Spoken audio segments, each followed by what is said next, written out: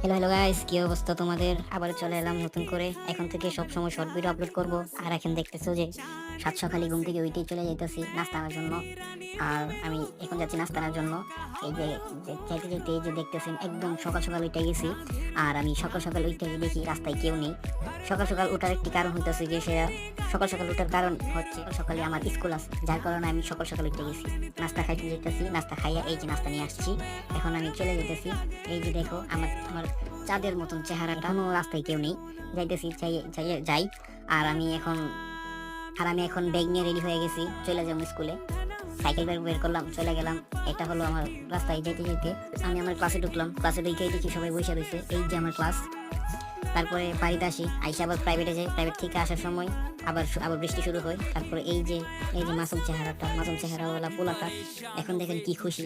এখনই দেখবেন শেষ, ওয়াও হয়ে গেল, মই মই।